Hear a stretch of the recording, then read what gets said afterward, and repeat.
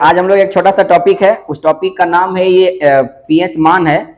और पीएच मान के बारे में आप लोग को पता ही होगा, अगर नहीं मालूम है तो हम बताते हैं कि कोई भी पदार्थ का जो स्वाद खट्टा या तो फिर तीखा जो लगता है, इसके बारे में कई सारे वैज्ञानिकों ने बताया कि भाई जिसका स्वाद खारा होता है वो क्षारीय प्रकृति का होता है, और जो अम्लीय होता है ना, जिसका मतलब खट्टा होता है स्वाद, वो अम्लीय प्रकृति का होता है।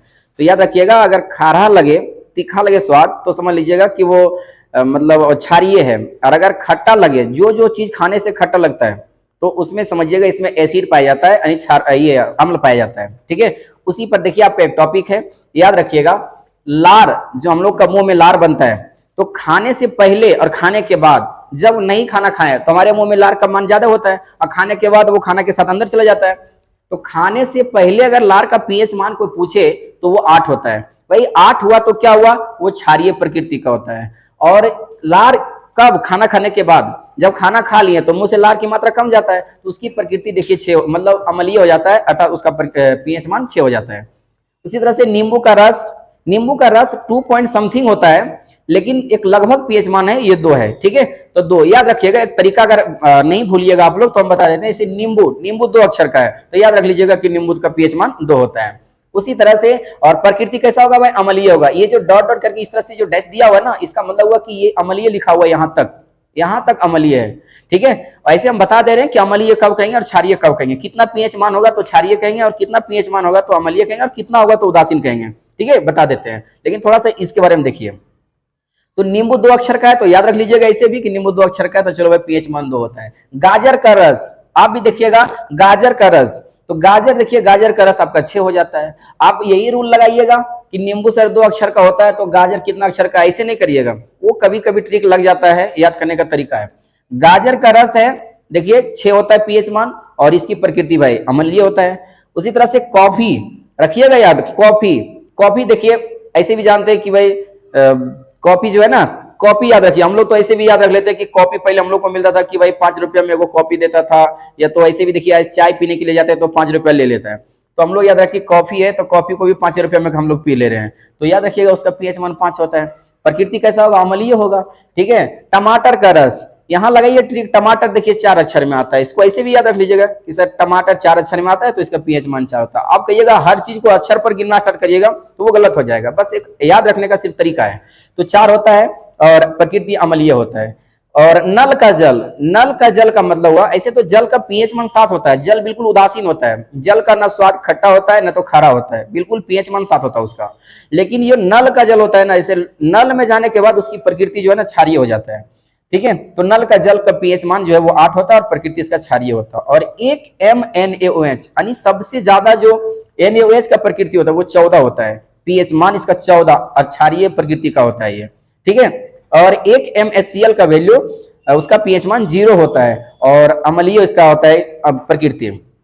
आप कहिएगा सर ये HCl क्या होता है, HCl मतलब हाइड्रोक्लोरिक अम्ल होता है, जो हमारे पेट के आंत में भी निर्माण होता है, अमाशय में बनता है। उदर कर दीजिए, पेट कर दीजिए, अमाशय कर दीजिए, आंत कर दीजिए, ये सारा एक ही चीज होता है। होता तो अलग अलग है, लेकिन ये जब क्वेश्चन पूछा जाता है तो सबको एक ही चीज मान लेता है, तो उसके अंदर में HCl अम्ल ही निर्माण होता है।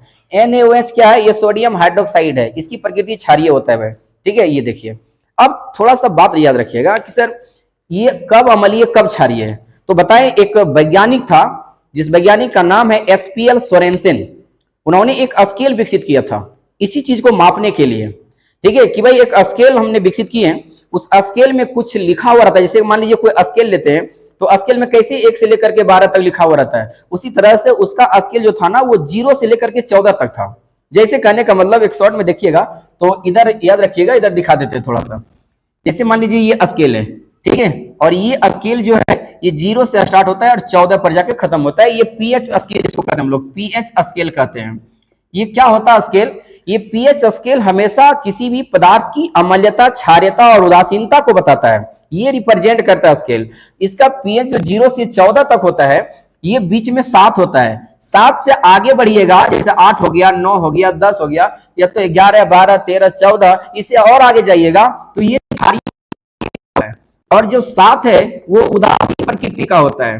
ठीक है, इसका नेचर उदासीन होता है, कोई स्वाद नहीं होता, ना तो खारा होता है ना तो खट्टा होता है। लेकिन जैसे 7 से कमिएगा, मान लीजिए 6, 5 4 3 2 1 0। तो ये सभी का प्रकृति यानी 7 से ज्यादा क्षारीय होगा और 7 से जो कम होगा वो अम्लीय प्रकृति का होगा।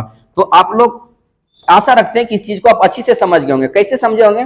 देखिए, क्यों याद रखेंगे बार बार कौन अम्लीय है कौन क्षारीय है? बेटर है कि 7 से ज्यादा होगा तो भाई क्षारीय होगा, 7 से कम होगा तो भाई आपका अम्लीय होगा, जो 7 होगा तो उदासीन होगा। किसने पता लगाया था पीएच स्केल का? SPL सोरेनसेन, ठीक है, 1909 ईस्वी में पता लगाया था। और ये स्केल विकसित करने के बाद हर चीज जो है अम्लीय क्षारीय का गुण प्रदर्शित करने में आसान हो गया था। हालांकि इससे पहले थैलोफाइट समूह का एक पौधा आता था जो लाइकेन और लिचेन के नाम से जाना जाता है, उससे भी जो है ना, जिसका लिटमस पेपर बनता था, उस लिटमस पेपर से भी अम्लीय क्षारीय का जांच हो जाता था। ठीक है, अगर नीला लिटमस पत्र रहा और लाल कर दिया तो समझ लीजिए कि अगर नीला को लाल कर दिया तो ये अम्ल है, अगर लाल को नीला कर दिया तो वो क्षार है, अगर कोई प्रभाव नहीं दर्शाया तो इसका मतलब है कि वो उदासीन है। ठीक है, वो फिल्टर पेपर आता था।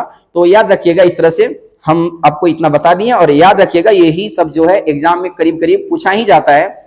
ठीक है, चलिए, धन्यवाद।